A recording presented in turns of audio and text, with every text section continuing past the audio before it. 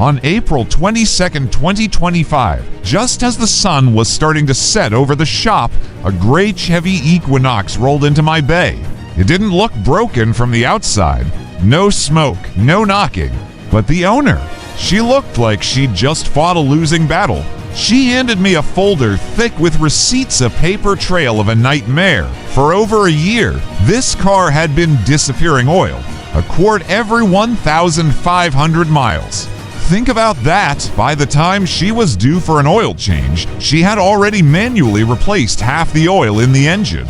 She'd been to 2 different shops. The first one saw oil on the valve cover and charged her $400 for gaskets. The second one saw oil near the pulley and charged $500 for a front crank seal. Total cost $900. Total result $0. The oil was still vanishing. She sat in my waiting room staring at those receipts and said something that still echoes in my mind. Nobody can find where it's going. Is my engine just dying? Today, I'm going to show you that her engine wasn't dying. It was suffocating. I'm revealing the 5th filter, the invisible, ignored, and completely misunderstood component that is quietly destroying modern engines while mechanics chase ghost leaks that don't exist. Before we dive into the where and the how, let's talk about the why. Why haven't you heard of this? As a car owner, you're conditioned to know the big 4, the oil filter, the most famous one. You change it every few thousand miles because you know dirty oil kills bearings, the engine air filter, the lungs of the car. You check it because a dirty one kills your gas mileage. The cabin air filter. This one is easy to sell because it's about your comfort breathing clean air. The fuel filter, the gatekeeper of your injectors. These are what I call revenue filters. Every quick lube shop and dealership has them in stock. They're easy to show a customer, they're easy to swap, and they have a high profit margin. But buried deep within the ventilation path of your crankcase is a 5th filter. It's small, it's cheap, and it's hidden in plain sight. It doesn't filter the air you breathe. It filters a toxic, high-pressure slurry of unburned gasoline, sulfuric acid, moisture, and oil vapor. And here's the kicker. Unlike your oil filter, this one doesn't have a check engine light to tell you when it's failing. It fails in silence. To understand the 5th filter, we have to talk about the physics of an explosion. Inside your engine, thousands of times a minute, a mixture of air and fuel is compressed and ignited. The goal is to push the piston down. But physics isn't perfect. No matter how tight your piston rings are, a small percentage of that explosion burning gas, raw fuel, and carbon slips past the rings and enters the crankcase. We call this blow-by. If that pressure stayed in the crankcase, it would be a disaster. Within minutes, the pressure would build up until it literally popped your dipstick out or exploded your rear main seal like a cork on a champagne bottle.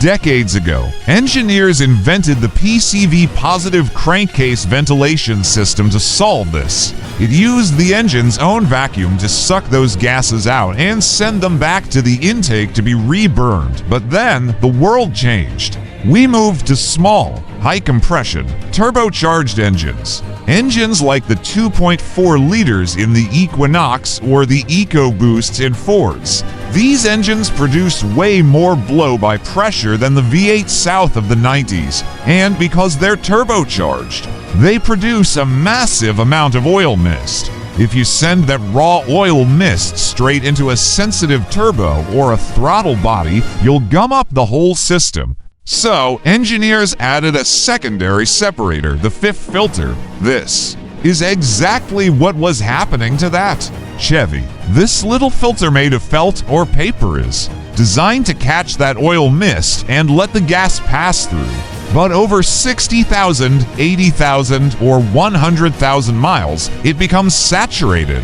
It turns from a filter into a solid wall of gummy black carbon. When that happens, the PCV system is blocked. The pressure can't escape. Now, the crankcase pressure starts rising. Imagine trying to breathe through a straw that someone has plugged with gum. That's your engine dot. As that internal pressure rises, it starts looking for the path of least resistance to escape. It pushes against your valve cover gaskets. It pushes against your crank seals. It pushes oil past the piston rings and into the combustion chamber. The woman with the Equinox had replaced her gaskets, but the pressure was still there. It's like trying to put a Band-Aid on a fire hose. It doesn't matter how many Band-Aids you use. The pressure will always find a way out. She was treating the symptoms, but she was completely ignoring the cause. And that cause was a $20 piece of felt. Why didn't the other shops find this? Let's talk shop economics. A fifth filter crankcase filter costs between $15 and $35. It takes me, at most, 20 minutes to replace it. There is no big money in that repair, but a rear main seal. To get to that seal, I have to remove the entire transmission from the car. That is an 8 to 10 hour labor job. That is an invoice for $1,200. I'm not saying mechanics are lying to you, but they are trained to follow the leak. They see oil on the bottom of the engine. They assume it's a bad seal and they replace it. They don't stop to ask why the seal failed in the first place. If you replace a seal but don't fix the clogged filter, that new seal will fail again, and it gets worse. That oil mist that the filter was supposed to catch. It's now coating your intake valves. It's fouling your spark plugs. And eventually, it's poisoning your catalytic converter.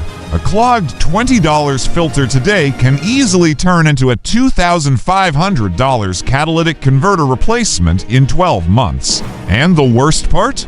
Most people never connect the two. So, how do you stop this? It starts with a 5-minute inspection on most modern GMs, Fords, and Chryslers. The fifth filter is located in a small plastic housing along the air intake tract between the air box and the throttle body. Step 1. Use a basic screwdriver or just your hands to pop the clips on the housing. Step 2. Pull the element. A healthy one should be light tan and dry. If it's black, heavy, or dripping with oil, it's dead. Step 3. Don't just swap the filter. Use a clean rag to wipe out the oil pooling inside the housing. If you leave that oil, it will saturate your new filter in a week. Step 4. Drop in the new $20 part and snap it shut. That's it. That is the repair that saved the Equinox owner from buying a new engine. Her leaks stopped. Her oil consumption went back to normal. Her car felt responsive again because it could finally breathe. Knowledge is the best tool in your toolbox. Don't let a mystery oil leak bankrupt you. Check your fifth filter every 30,000 miles, especially if you do a lot of city driving or idling. If this video saved you a trip to the mechanic, hit that subscribe button for CylinderX. We're peeling back the layers on modern engines so you don't have to pay the price for hidden failures. Drop a comment below. Have you ever replaced a gasket only for it to leak again? Let's talk about it. I'm your name, and I'll see you in the next bay.